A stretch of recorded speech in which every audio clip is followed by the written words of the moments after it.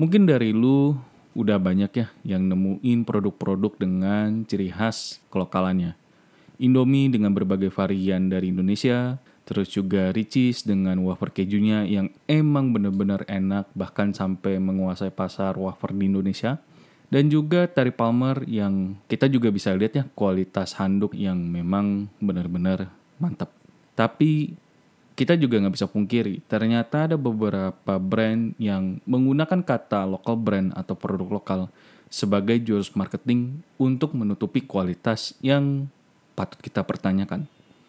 Selamat datang di Konten Karir. Hari ini kita bakal ngebahas local brand, pembuktian atau penipuan.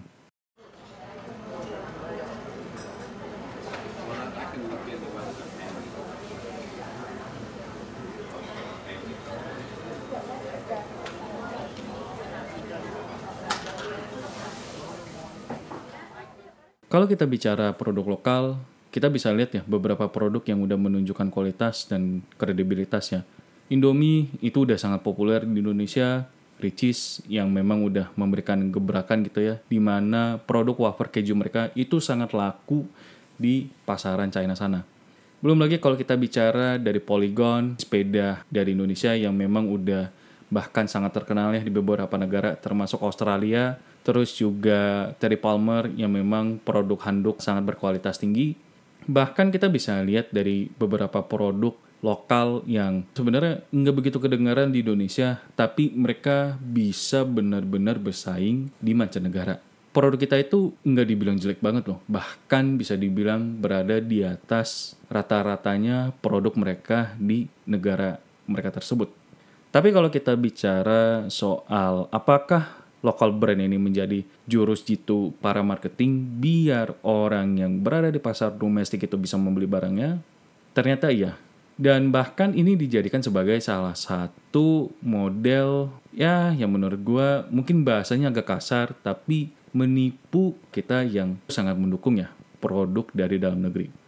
Dan mungkin itu nanti kita bakal bahas di part berikutnya. Tapi untuk saat ini mungkin kita mau flashback kali ya. Beberapa produk yang sebenarnya mereka udah diakui secara kualitas dan kredibilitasnya, tapi mereka akhirnya mengalah di salah satu sektor industri. Kita bicara Mito dan Evercost, atau dulunya yang disebut sebagai Cross. Sebenarnya kenapa dua merek ini atau dua brand ini sangat-sangat menyentuh hati konsumen Indonesia, khususnya di bagian ponsel, karena satu, ini adalah produk lokal yang akhirnya kedua brand ini mereka merakit, dan bukan cuma merakit ya, tapi mereka mendesain HP mereka sendiri di Indonesia, khususnya untuk HP Android. Dan yang kedua, secara harga dan fitur yang diberikan sangat menarik. Sehingga untuk beberapa orang yang mungkin secara budget dia tidak memiliki uang yang cukup untuk membeli HP seperti Sony, Nokia, BlackBerry, atau Samsung pada saat itu, mereka akhirnya mencari alternatif di mana HP ini bisa memberikan fitur yang setara dengan HP yang tadi gue sebutin, tapi untuk price wise-nya masih bisa masuk ke kantong. Dan akhirnya Mito dan Evercost menjadi dua brand yang sangat digemari oleh kalangan menengah ke bawah. Tapi apakah mereka benar-benar menunjukkan kualitasnya? Ya, dan mereka sangat-sangat identik sebagai salah satu merek yang berani memberikan fitur setara dengan merek kelas atas tadi. Tapi semenjak adanya kemunculan Xiaomi, Oppo, Vivo, bahkan sekarang dari grup Transsion, mereka akhirnya harus mencari cara lain. Untungnya untuk Mito sendiri mereka udah membuka divisi baru bernama Mito Chiba. Sedangkan untuk Evercost ini mereka masih mencari cara bagaimana mereka bisa bersaing di dunia teknologi termasuk smartphone. Dan kalau kita lihat dari Mito Chiba, mereka memanfaatkan fasilitas HP yang pada saat itu memang diperuntukkan untuk smartphone Android, diubah menjadi smart home appliances yang kita bisa lihat sekarang ya. Itu banyak banget influencer yang memasarkan Mito Chiba. Dan memang secara kualitas, sebenarnya ini bisa disandingkan dengan beberapa produk untuk kalangan menengah ke atas.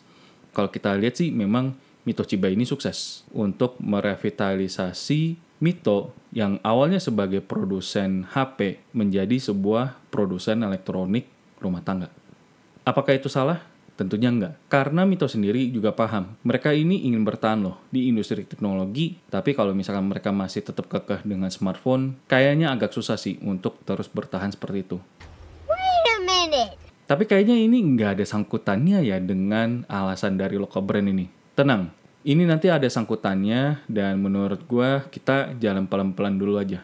Jadi setelah dua brand ini linglung gitu ya di pasar smartphone, sebenarnya ada juga beberapa merek lokal yang mereka mencoba masuk ke pasar smartphone juga. Advan yang pada awalnya mereka lebih ke arah peripherals, mereka juga masuk ke pasar smartphone, lalu juga ada Polytron, dan kalau nggak salah terakhir ada beberapa produk yang sebenarnya nggak begitu terkenal. Tapi hasilnya kurang lebih sama, di mana sebagian dari mereka akhirnya harus melakukan sebuah manuver bisnis yang menurut gue juga cukup menantang. Salah satunya dari Advan yang awalnya mereka udah pede nih ya dengan pasar smartphone atau dengan produk smartphone mereka dan juga layanan servis yang ya masih bisa dibilang oke lah kalau kita bandingin sama layanan servis lainnya. Ternyata juga nggak bisa ngebendung HP merek asal Tiongkok kayak Xiaomi, Oppo, Vivo, Realme, dan dari grup Transsion ini nggak bisa dibendung oleh Advan itu sendiri. Begitu juga dengan Polytron, begitu juga dengan merek lainnya. Kalau kita lihat ya, dari Polytron, mereka akhirnya mencoba beralih dari yang awalnya bisnis smartphone, mereka kembali ke home appliances, dan bahkan mereka membuat divisi baru bernama electric vehicle. Dan kita bisa lihat ya, dari produk Polytron ini, mereka udah keluarin motor listrik, dan sekarang mereka juga lagi ngemasarin mobil listrik mereka hasil kerjasama dengan manufaktur berasal dari Tiongkok. Lalu kalau kita lihat, SPC juga membuat HP, akhirnya dia nggak kuat dan beralih ke pasar Smart TV yang memang pada saat itu Smart TV jadi semacam produk yang digemari ya untuk beberapa keluarga muda atau bahkan keluarga yang memang punya budget tidak sebanyak dengan mereka yang ingin beli TV Samsung atau LG. Lalu dari Advan sendiri, ini mereka cukup berani ya, karena mereka dari yang awalnya fokus ke HP smartphone menjadi pembuat laptop. Ini menurut gue cukup beresiko sebenarnya. Karena sebenarnya orang Indonesia itu lebih cenderung untuk beli HP karena murah, cepat, dan juga mendapatkan performa yang sebenarnya sih sekarang udah mulai 11-12 ya dengan PC. Tapi Advan ngelihat peluang kalau sebenarnya di market Indonesia ini, khususnya di bagian laptop, memberikan celah kalau sebenarnya pasar laptop ini nggak ada tuh laptop dengan performa yang bagus, tapi disandingkan dengan harga yang mungkin berada di bawah 10 juta, bahkan 8 juta. Dan akhirnya keluar beberapa produk Advan yang memang diperuntukkan untuk kerja, untuk sekolah, bahkan untuk desain grafis yang memang dia tidak membutuhkan kartu grafis yang luar biasa canggih. Jadi yang penting selama bisa ngejalanin beberapa program atau aplikasi untuk mendesain apa yang dia suka, menurut pembelinya udah cukup. Dan Advan melihat itu dengan sangat jeli. Memang untuk saat ini Advan masih fokus ke produk-produk yang didatangkan dari China.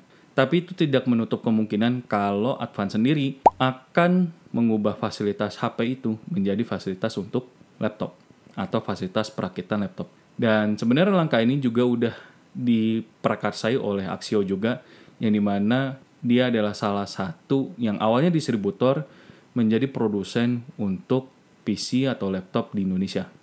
Dan disinilah akhirnya banyak beberapa produsen yang awalnya agak kesulitan di pasar smartphone ini, akhirnya beralih ke pasar laptop. Dan disinilah letak di mana local brand itu dijadiin sebagai jurus marketing. Dan di sini kita bakal bicarain produk dengan lambang Berry. Mungkin gue gak bisa sebutin secara gamblang, nanti gue bakal lanjut di part kedua. So, stay tuned.